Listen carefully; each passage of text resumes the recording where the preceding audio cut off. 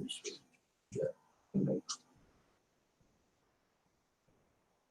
it okay? Yes. 1 second.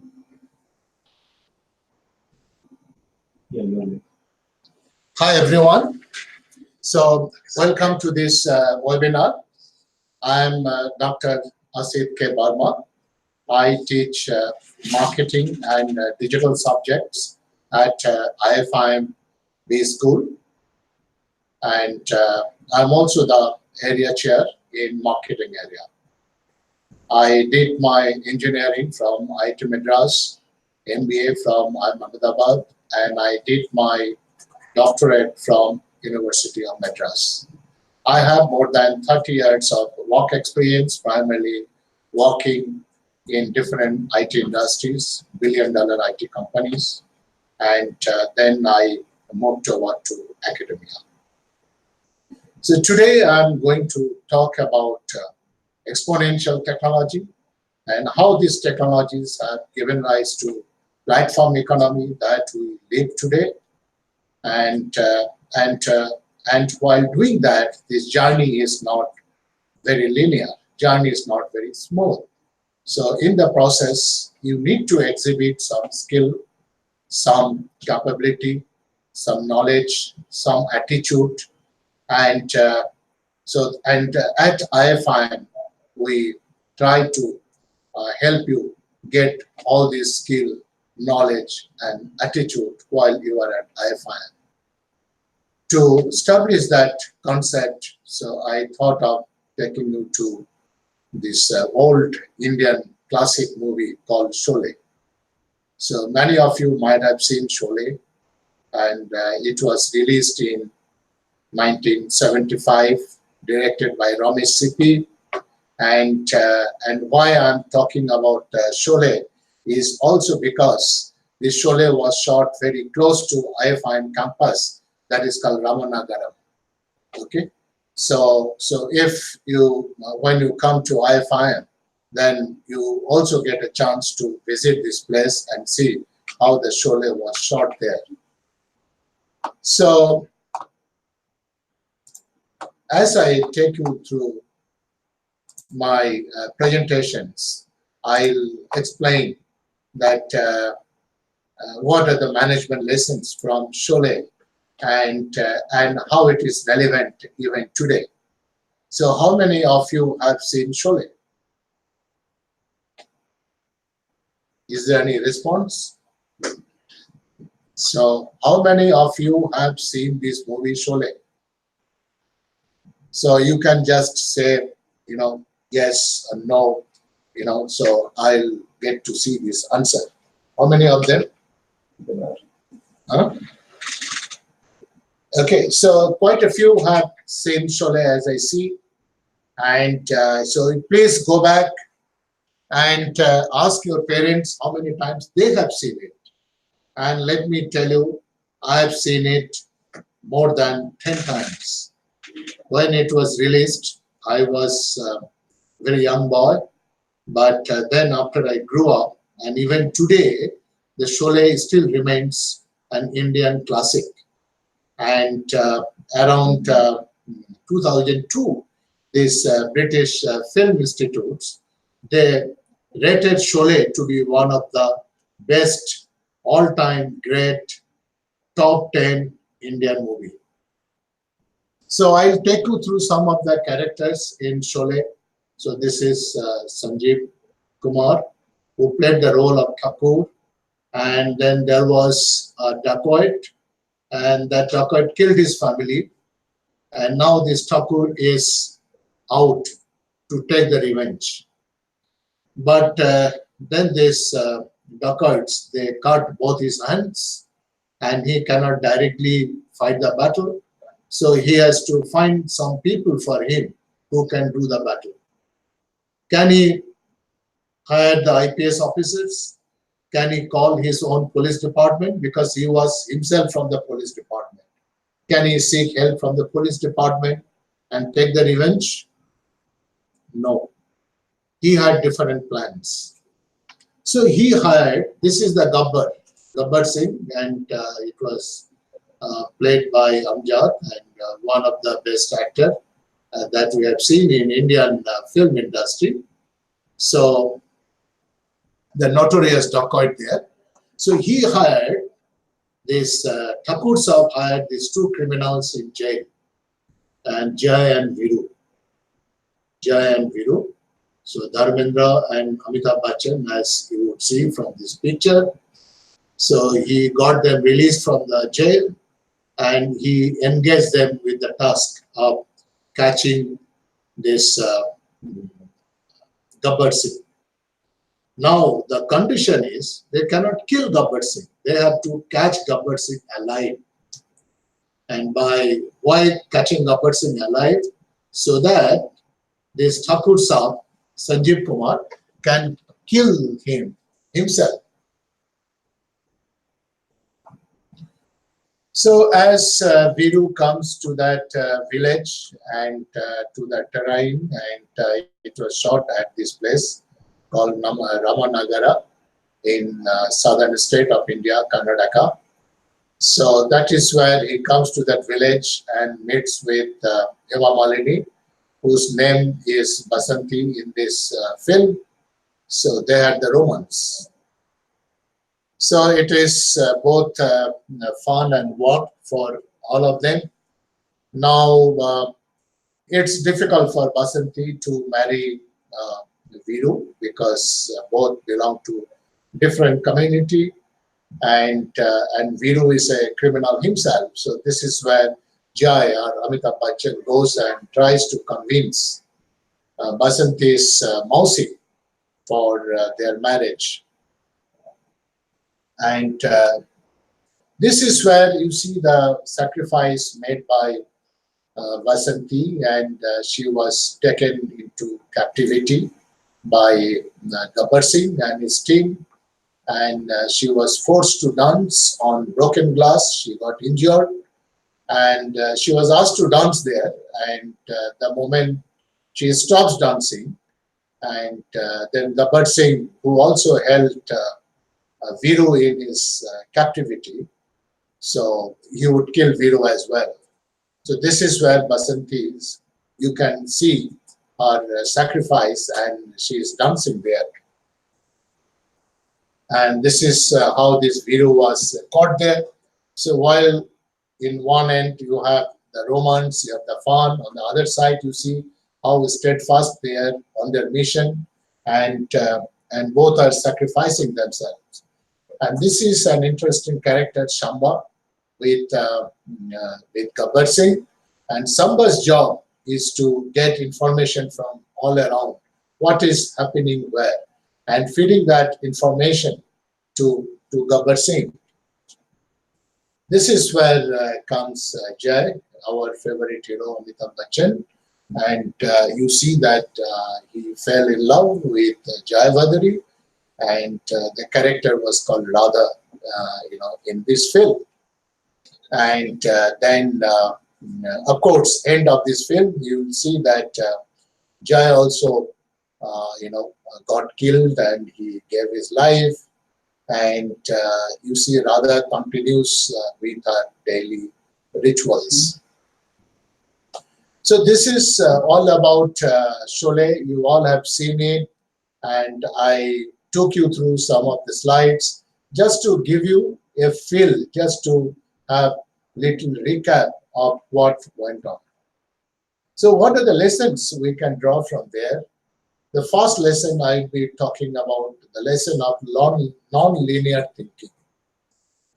Non-linear thinking, it means that getting Veeru and Jai, who are the criminals themselves, and not an IPS officer, to do this task of catching Gabbar Singh alive. So non-linear thinking is the first lesson you can get from this. It's also, you can say, the ability to persevere, pushing the boundary. You see that Sanjeev Kumar or the Thakur Saab, his both hands are cut, but he did not stop aspiring that he will someday kill Gabbar Singh alive himself. And you also saw that Veeru and Jai, how they persevered, how they went through all this torture, all this difficult life ahead, the battle, so on and so forth. And they pushed the boundary. Only two of them. And they fought against the army of Gabbar Singh. And you also saw Hema Malini, how she too persevered. And you saw Radha, how she stayed, on her path, following the kind of the rituals of the society and did not deviate from there. Kind of, she also sacrificed in the whole process. So ability to persevere, pushing the boundary, this is very, very important. So as we start getting into our job, so at the same time, we need to see that we have the physical ability to persevere. And we need to work hard, push the boundary. We need to start aspiring for things which appear to be difficult to achieve. Third, of course, is staying focused on the objective. Both Veeru and Jai fell in love with two women in the village, but how they stayed focused on their objective. You can see the teamwork, Jai and Veeru, how they work together. Next point is very important, is that how to work around the sambas of the world, corporate politics. Wherever you are, there will be sambas around you. They will be feeding different information about you. And then there will be a lot of, corridor gossips. There will be a lot of corporate politics. How do we prepare ourselves against all these aspects? Next point is very important point, is that respect for local cultures, social sensitivity, understanding the society around you. What is the life of the villagers in that place, that is the Ramanagaram, where this shoot took place, in that village, in that hilly terrain, where Gabbar Singh's team was there. So you have to go to that village, to that locality. You have to connect to the local people, make them your ally, and fight against Gabbar Singh. Okay, so for that you need to be socially sensitive. You need to have a good understanding of the society. You must respect the local cultures. These are some of the aspects that the future manager also need to do. You also saw that how Amitabh Bachchan went and convinced Hema Malini's Mausi to get her married to Dharmendra, that is Veeru here, art of negotiation. So these are some of the management lessons, like non-linear thinking, ability to persevere, pushing the boundary, staying focused on the subjects, on the objective, then the teamwork, how to work around the sambas of the world, how to work against the corporate politics, respect for the local cultures, developing these values, that social sensitivity, understanding the society, how to negotiate well, how to articulate better. So these are the aspects that today, in the modern day, all of you need to learn for the jobs of tomorrow. There are many reports from World Economic Forum, from NASCOM, that say that in a career span of about 30 to 35 years, you will be changing job 5 to 6 times. It's not like the way your parents worked or grandparents worked, where maybe we worked in 1 or 2 companies, but all of you must be ready to change jobs 6 to 7 times. All of you must be ready to work in an environment where the thinking is non-linear. So your future career path is going to be a non-linear career path. You should be in a position to adapt fast. You move to the rocky terrain and start walking there. So how to do this adaptation? You must have ability to persevere. You must be healthy. So I must tell you that average MBA students from our institute, they are much better health-wise than the MBAs passing out from other institutes. And we have a program called Personality Enhancement Program. So that is where we'll be training you on this aspect of perseverance, physical fitness, communication aspects, art of negotiation, teamwork, and all these aspects. As you come on board, join us, we'll have special program for you called Outbound Leadership Program. In that, many of this will be discussed, will be shared with you. So these are things that is an essential element for you to move ahead.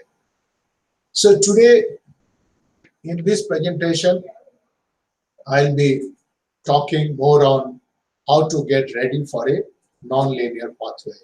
While the other soft aspects I talked about, so they will be dealt with, like art of communication, art of persuasion, art of negotiation, your fitness index, staying, your ability to persevere, and all these elements will build into ourselves.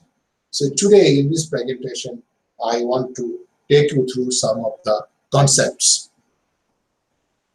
When we talk about non-linearity, look at this. So how this music media evolved over the years. So 60s, you had this gramophone, then 70s, then you had this kind of 70s, 80s like cassette players and all that. And when it came to 90s, you had CD, DVD and all that. So what is that today? How is music dispensed today? You all know today's music, video, what we call rich media, they are dispensed through, say, things like Netflix, through iTunes. So you download music from the cloud. So this shows that how we are building the non-linearity. Like if you look at 60s, 70s, 80s, and 90s, so how much music you are selling and how the music industry is growing is decided by X time, the number of DVD sold, or number of cassettes sold, or number of records sold. So there is a limit to it. X is limited. But today, this music is downloaded from the cloud. So that means you are adding through this cloud, through this cloud computing, you are adding non-linearity to the way this music is sold, music is shared in the market. Now, let me ask you a question. Suppose end of 2 years at IFIM, you have 2 job offers, BMW or Uber. Which one will you take? Can we have a poll on that? How many of you will go for BMW and how many of you will go for Uber? Can I have some answer? Quick poll.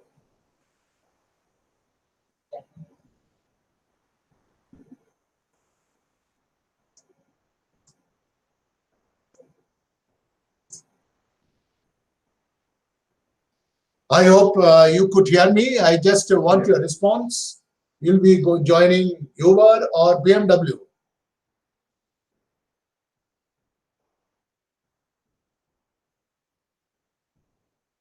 So I see so far 3, 4, and I think this BMW and Uber, it's kind of evenly balanced and 50-50. So now let me take you to the next slide.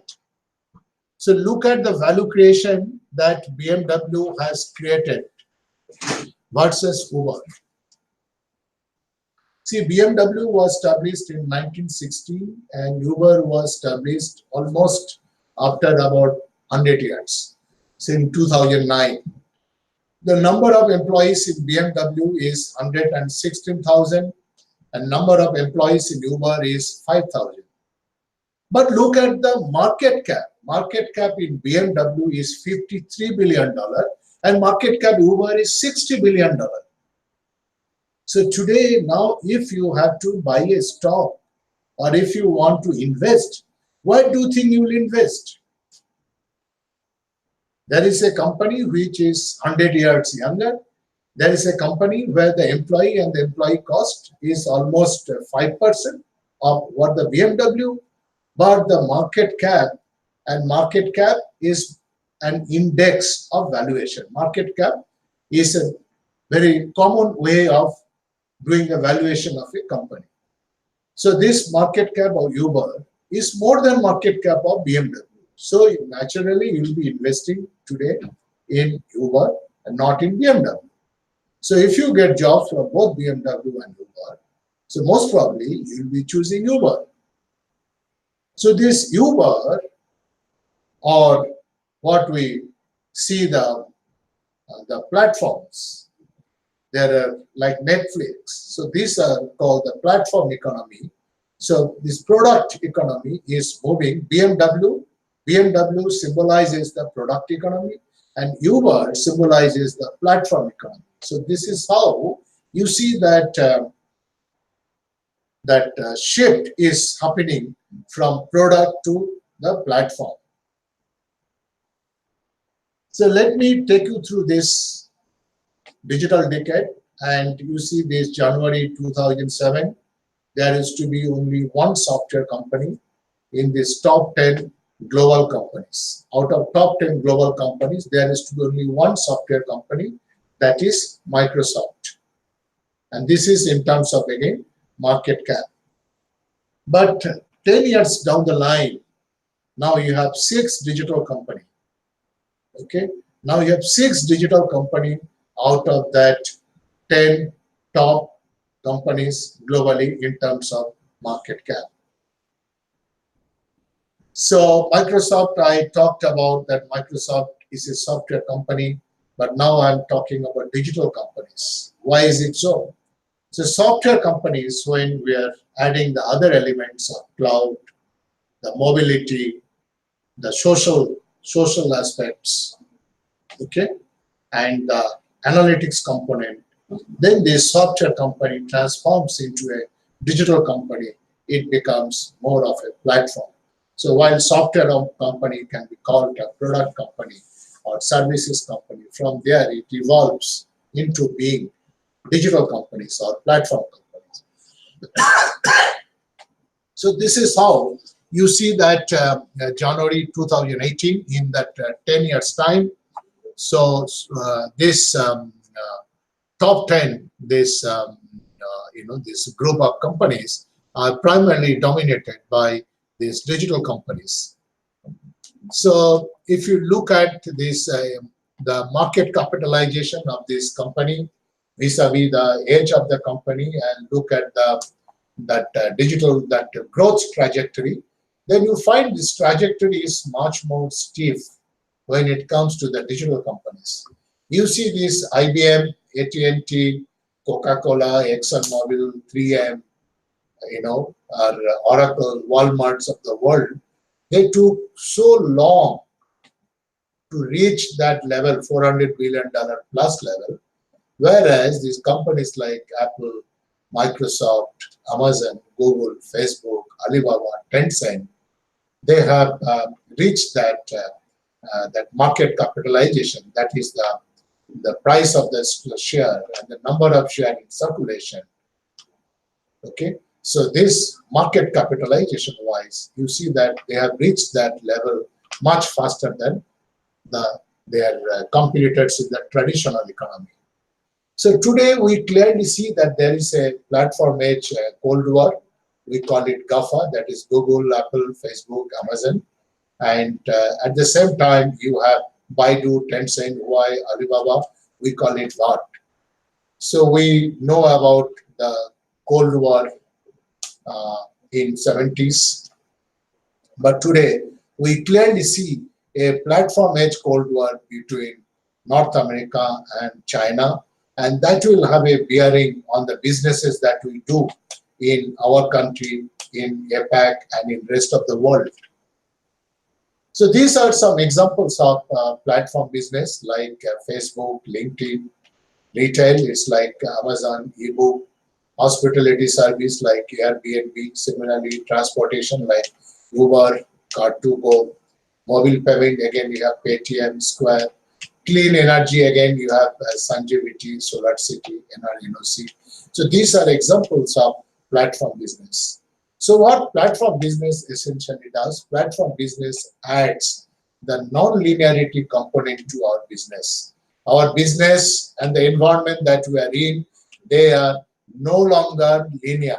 They are becoming non-linear. When environment around you, when business around you, when technology around you gets non-linear, or what we call it exponential, how do you prepare yourself? So that is where we help you grow at IFIM by introducing some of the cutting-edge courses like Introduction to Digital Business. You'll be doing it as you join us in the first term itself. You'll be also working on digital introduction to digital technology. All of you will be going through that. While we have courses on services marketing, we will be also taking you through different quantitative processes on services marketing. We will also take you through host of courses on analytics, machine learning, artificial intelligence, so on and so forth.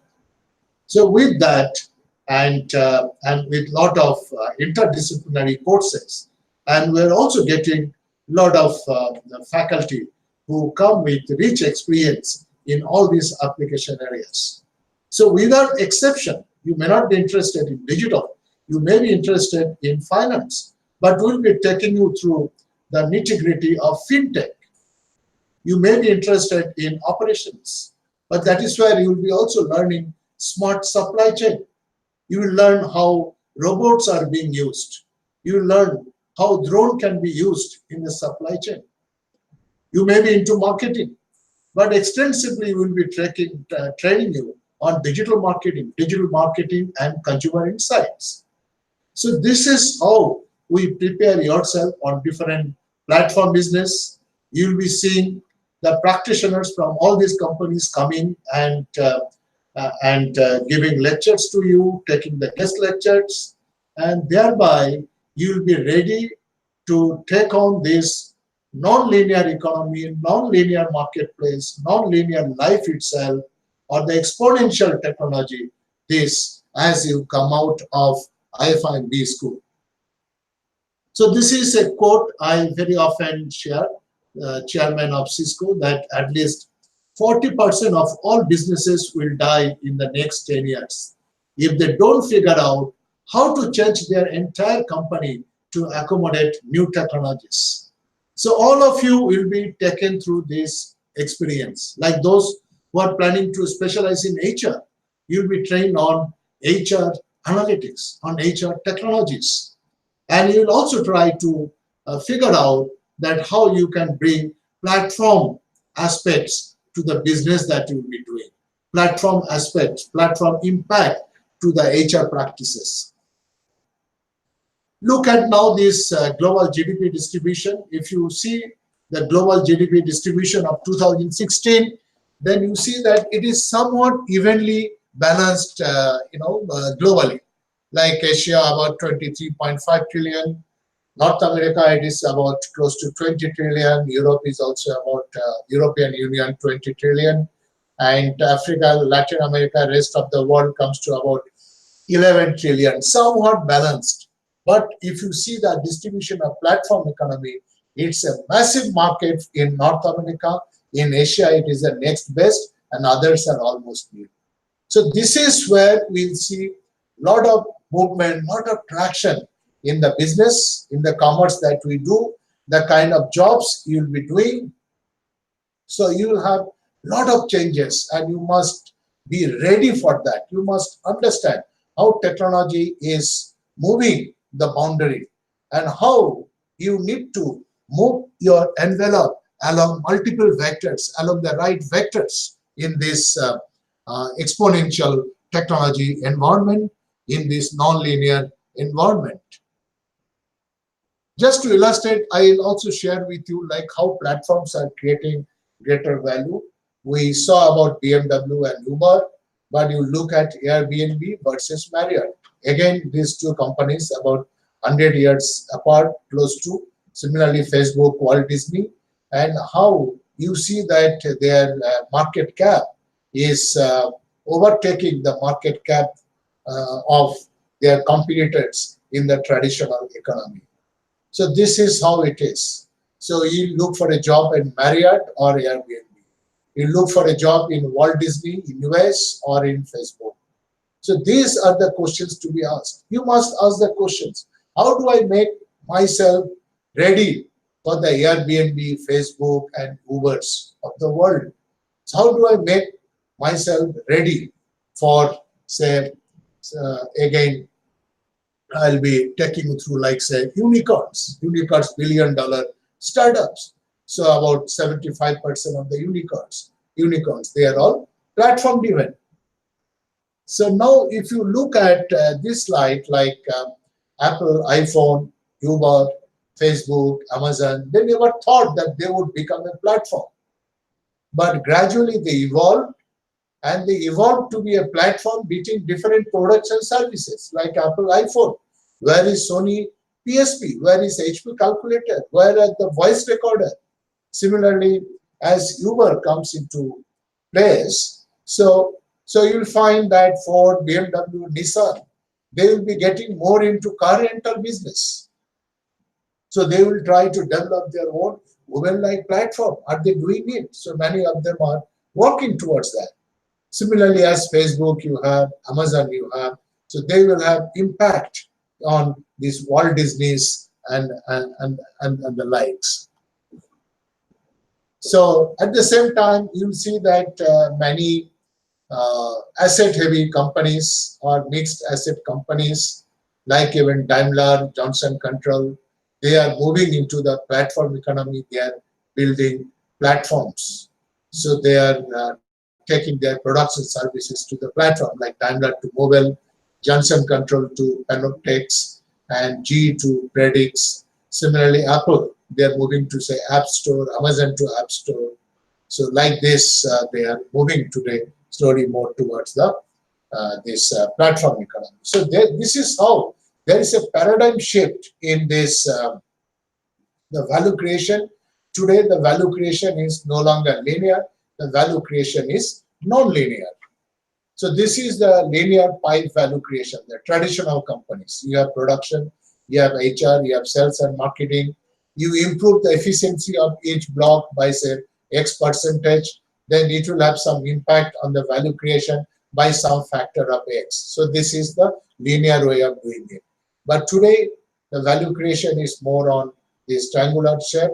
So you have a platform, and on the two sides, you have producers as well as consumers. So this is a triangular shape, platform-based value creation, where the value is created more outside of the firm. So in a platform economy, value is creating more outside of the firm.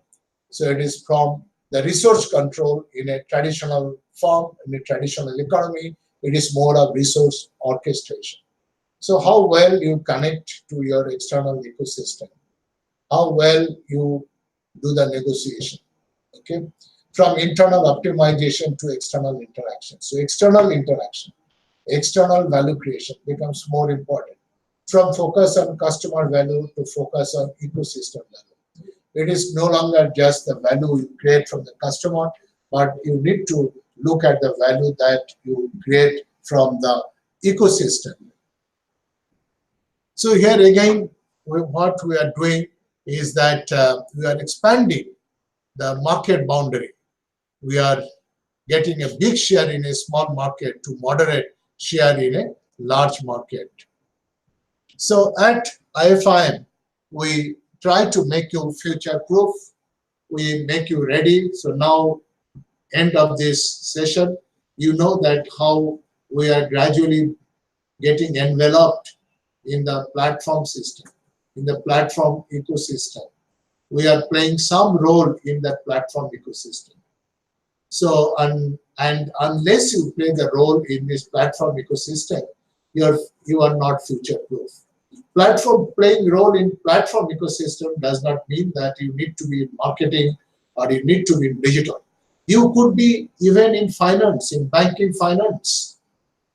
I transact with Citibank, but I don't know where the bank location is, where my property, my house loan or my house is mortgaged. I don't know where the document lies.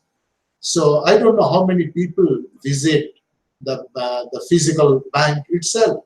So today, a lot of things are happening even in banking and finance, like blockchain and a lot of technology. So as you swipe your credit card, so what all things go behind it? So a whole lot of processes are involved. So those kind of business transformation in a banking situation, this maybe this online banking. So all these aspects are involved. If you are in HR, then also you need to look at that what are the platform waves, platform shock waves that are impacting the functions that I have been. So you need to learn HR analytics and a whole lot of digital aspects around HR. So, my dear friends, irrespective of the function that you choose, you need not be in IT and digital alone, but everywhere you find that your life is surrounded by a number of platforms. Today, it is the war of platforms. And in this war of platforms, you see that the share of platform revenue, it's not evenly distributed globally. It is highly skewed towards US in favor of North America. So this is the time for you to prepare yourself and to take the big leap forward to make your presence in the digital world, in the platform economy, in the nonlinear economy, in this exponential technology battlefield. So this is where at IFIM we train you so that you can deal with all these aspects with lot of confidence, with lot of ability. And along with it, you also need the spirit of Sambas, the spirit of Veerus, the spirit of Jais. So we train you for that. So there are design thinking workshop, there are creative thinking workshop. You also need to know the local perspectives, need to develop the respect for social culture. So we have social immersion program for all of you that as a mandatory program that you need to go through. And this is a credited program at IFIM. You need to have a lot of ability, you need to work hard, you need to put in extra hour of effort, not only as you come out of IFIM, but as you join IFIM, you will not have much time to sleep. You have to work really, really hard. So for that, you need to remain healthy. You need to remain fit. So we have the structured program for you, for your bodybuilding, for your mind building, and for that we have a program called Personality Enhancement Program. We also train on different personality development issues. We also train on different communication aspects, how you participate in group discussion, how you communicate, how you articulate your body language, how you interact in a social gathering, or even how to eat your lunch or dinner with fork, spoon, and all this, how to use those cutleries. Frankly speaking, even at this age, I don't know. And I wish I could learn all this during my PG or UG. So you'll be lucky to get into all this. So the management lessons that we learned from Sholay, we see that all these aspects, all these values that we need to build in ourselves to combat the Gabbar Singhs of the world, to fight against your competitor. Okay, and also to work against the Sambas of the world, the petty politics, and also to convince this, the Mausis of the world that we saw in Sholay, where Jai is convincing the Mausi of Veeru. So all these aspects, that hard aspects and soft aspects of learning. So I feel that IFIM is the best place. You can expect to learn from there, and and uh, and in 2 years' time, you'll be ready to take the platform or Uberized world that we are facing today. So with this, I will conclude my presentation, and I think we still have about 15 minutes time for question and answer. And many of you may have still lot of queries, so you can write to me directly at asit.barma@ifim.edu.in. So feel free to write to me, so I can take any question that you have. So Rahul asked this question: what are the digital opportunities created in India? So, and I'm sure you all know that Digital India initiatives are there, and everywhere this digital initiatives is coming up in a huge way, several $billion. Not only the opportunities, the business transformation opportunities in India, and we also see there is a huge investment is happening in the government sector. So if you ask companies like PwC, Accenture, and others who are fighting for business transformation projects, they are primarily into this government sector. So government sector is a very prime spender in digital technology. Apart from that, you also have areas like this banking and finance, and also in manufacturing. So these are the areas where to make these units more smart and to bring out that business transformation. So a lot of investment is happening. It runs into several billions of dollars. So this is one side of the story. The other side of the story, that you can play the role of both consumer as well as supplier. Consumer means if you are working, in financial sector, working in the government sector or manufacturing sector or even retail sector. But you could also be a supplier, like you could be an Accenture, you could be an IBM, Cognizant, or PwC, or other BCGs of the world.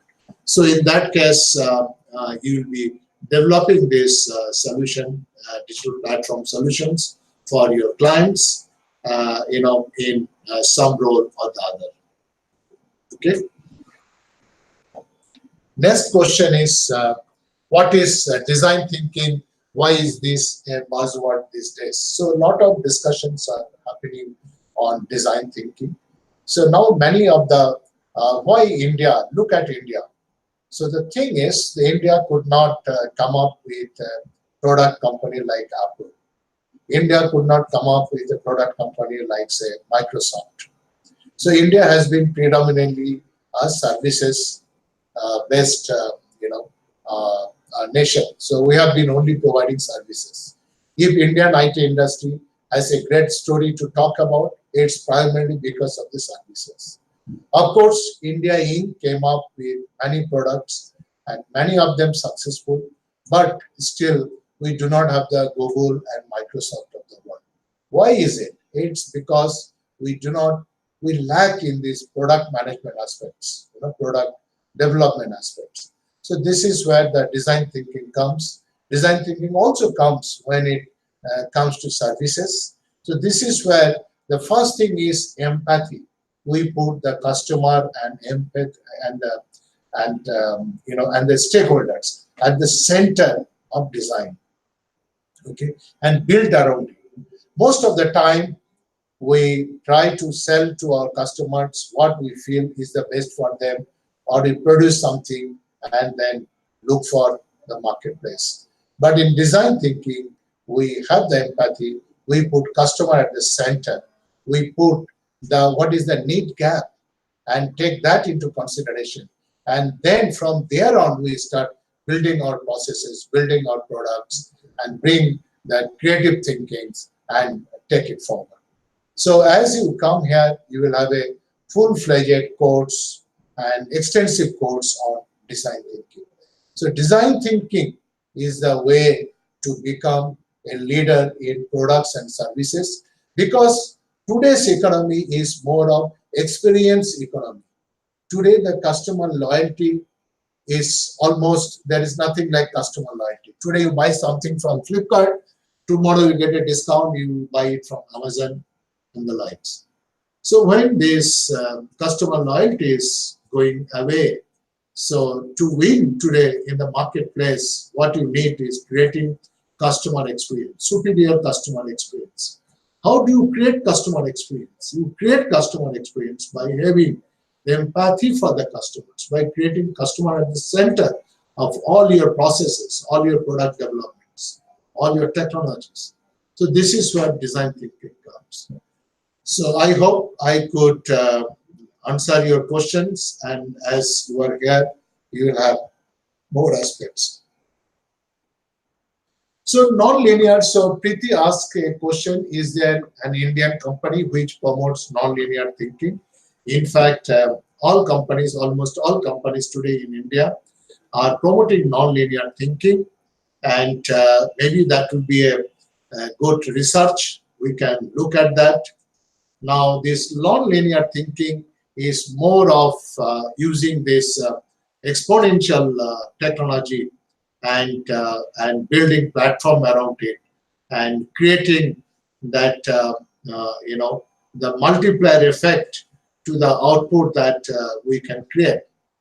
So this can be a definitely a good exercise to understand what are the Indian companies that are trying to use non-linear thinking. I give you one small example. Like as the traditional education institutes, they start their online learning platform. So that is an example of non-linear thinking.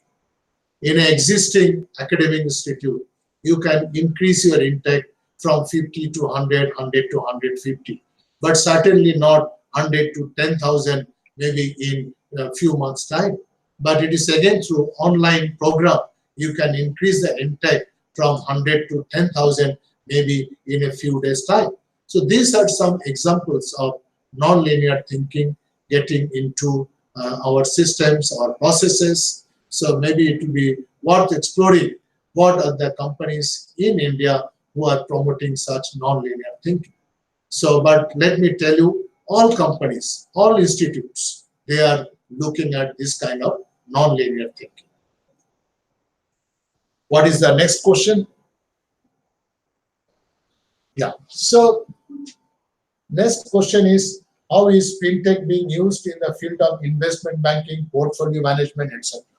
So if you see that a lot of peer-to-peer financial transaction is happening, and many such transactions are happening which are outside this normal traditional banking environment. And you can also link it to even investment banking. So in this, so when it comes to the fintech, you have number of systems, number of banking applications. So they are coming into play, and you have multiple stakeholders, multiple prospective clients who will be ready to do that. Some may not even qualify otherwise, but they have the money, they can invest, or there could be crowdsourcing.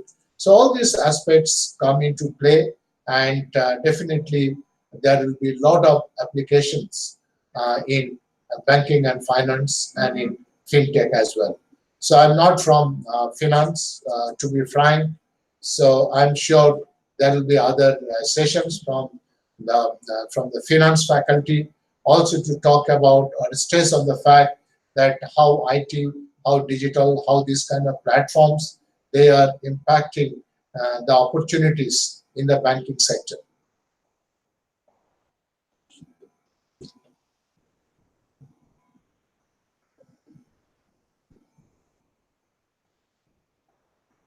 Yeah, Sheetal Singh, you asked a question on this fintech, customer onboarding on fintech, and you intend to learn here.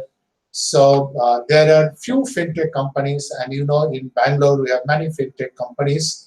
So, and many of them will be coming here and teaching you how they built up this fintech. So in fintech, you have your customers who are very small in size, and you can get them at one go through your own platform, through your social media. And I have seen these fintech companies, and many of them have touched that $1 billion lending. It's a small lending, fintech company, and in fintech itself there are many type of fintech company, but this one is a lending company. So in this lending company, in particular fintech company, they are bringing lender and borrower together, and they have huge number of lenders they have collected, huge number of borrowers they have collected on the two ends. So they have onboarded them, and it's again through different social media. Social media has been used very extensively in doing this process. And let me tell you, it's making good profit and good success, no default, and they are also partnering with us in some of our digital initiatives. Let me tell you, there are multiple fintech companies who have partnered with us, and they will be coming and sharing their experience with our students. There is a leading foreign bank, and one of our senior alumni is leading their business transformation project in Bangalore. So he will be also teaching you the introduction, some modules in introduction to digital business, where he will be sharing his experience, how he went about doing it in that particular foreign bank.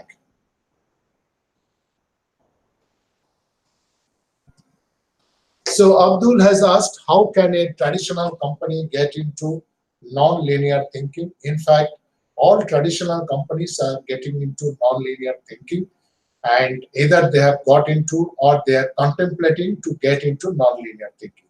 So this is where you come into place. So not me or the faculty, but you will be joining them. We'll be giving you all these concepts. We'll expose you to all these technologies. We'll connect you to all the industry practitioners. You will see many of them at work, and will guide you. And when you take up a job, your role would be to get those traditional companies into the platform business. So there are many examples. If you see my slides I shared, you will see many of the traditional companies, they have gone into the platform-based company. In India itself, you have Lens.card, and then there are many, like even they can get into this platform-based model. Like it could be bigbasket.com. So bigbasket.com can also be platform-based. So real estate, now many real estate companies, they are getting into the platforms like 99 Acres, Magic Bricks. These are all examples of platform-based companies. Platform-based, where you bring suppliers and consumers on the two sides. There is a win-win situation. You create value externally.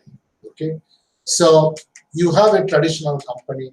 That is where you need to bring non-linear thinking to see that how you can create a platform around your traditional business model.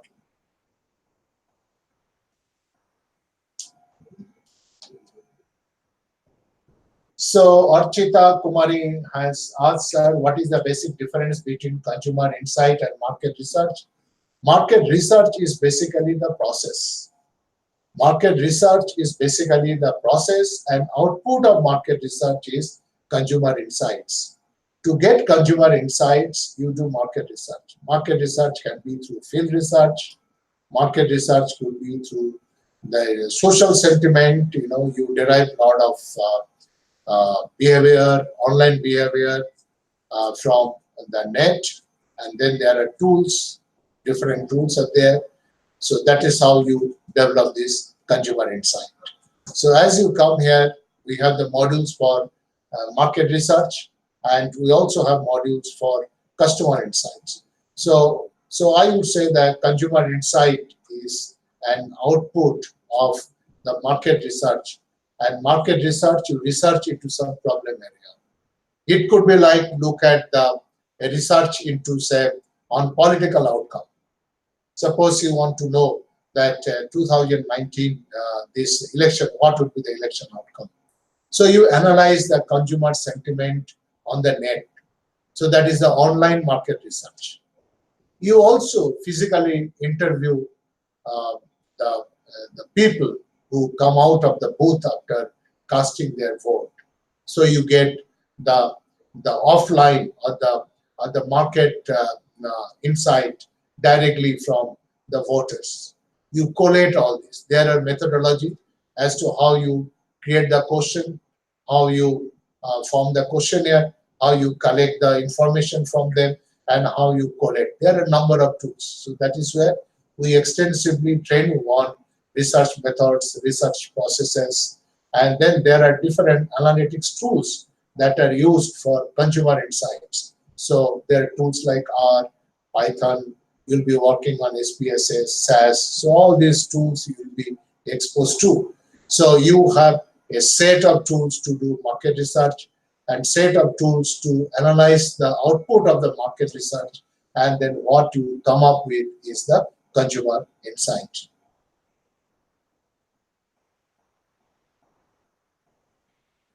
So, platform business, I already discussed the trends in platform business, that most of the successful startups, they are into platform business. And those who are growing rapidly in terms of their market cap, they are in platform business. And in platform business, your business grows in a non-linear way. In platform business, value is created outside. In a platform business, both supplier and consumers, they are in a win-win situation. So these are some characteristics of platform business, and there are more. So I don't want to discuss all that here. So now in India, the question is, in India, any company doing well on this platform business? So that we need to look at that. What do you mean by doing well? If doing well, it means getting consumers on board, getting suppliers on board. There are many of them. In fact, most of the companies, they are trying to look at that. They're trying to explore that. Like Flipkart is a it's an e-commerce platform, but slowly it is moving into that platform business. It's a success story. Then it's like Ola, and you have Uber. Then there are many others who are coming up in the same way. And then there are small startups who have started working on that. Okay. So any specific question, you can write to me, and I wish you all the best, and I look forward to see you on the campus very soon. Thank you so much, and thanks so much for your interest and asking many questions, and hope to interact with you a lot more in future. Bye-bye.